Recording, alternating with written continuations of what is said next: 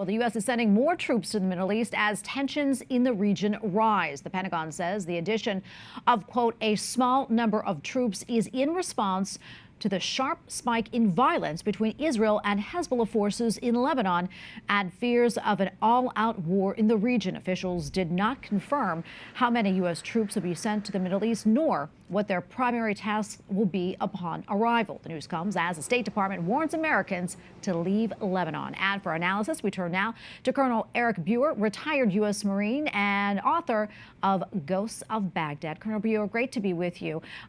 As we mentioned, the Pentagon is not disclosing how many U.S. troops are headed to the Middle East, nor what their tasks will be. That said, there are already U.S. forces in the Middle East. So what does this mean? Why send more?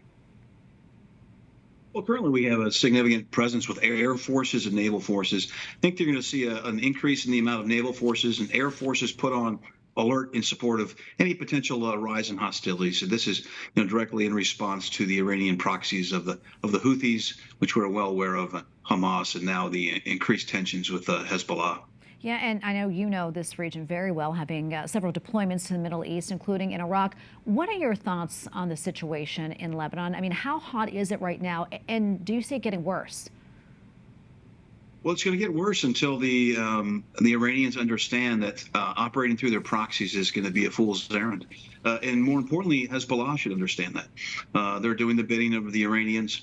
The Israelis have proven they're willing to strike anywhere.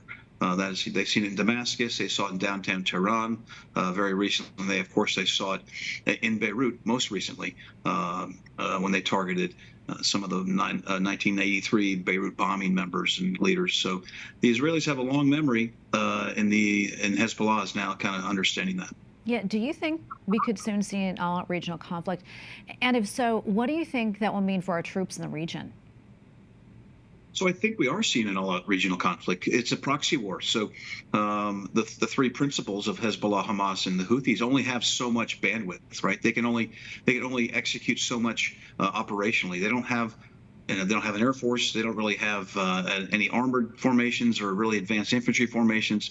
So they're using asymmetric warfare against principally, and we know, is the Israelis. So I don't know how much more it can be heightened. The rhetoric is going to continue to be heightened, but until the Iranians are willing to back down of their support, it's going to sit at this stalemate for the foreseeable future. Yeah, the Pentagon is saying that it supports Israel's right to defend itself. However, it is hoping diplomacy will help to resolve the conflict. Do you think that's still possible at this point, and what will it take? I think it's going to take a real sense of give in particular from Hamas, right? The October 7th is their 9/11. We know it's their Pearl Harbor. It's cut deep into the soul of the Israelis, and so it's going to take a lot for them to be convinced that their neighbor won't continue this type of conduct. It's gone on for generations. We know it's going to take real promise from Hamas, and it's also going to take from Hezbollah to publicly denounce the actions of many of their members, to say, listen, we have to find a realistic way to live side by side. I know it sounds very simplistic, but it has to begin with a sense of reestablishing normalcy. Yeah, where do you see this all going? So I think it's going to drag out for some time. The election has a big part in it. U.S. foreign policy hasn't been very strong, to say. I think the next administration is going to have a bigger impact on what's going to happen in the Middle East. And so the Israelis are certainly waiting to hear what's going to happen.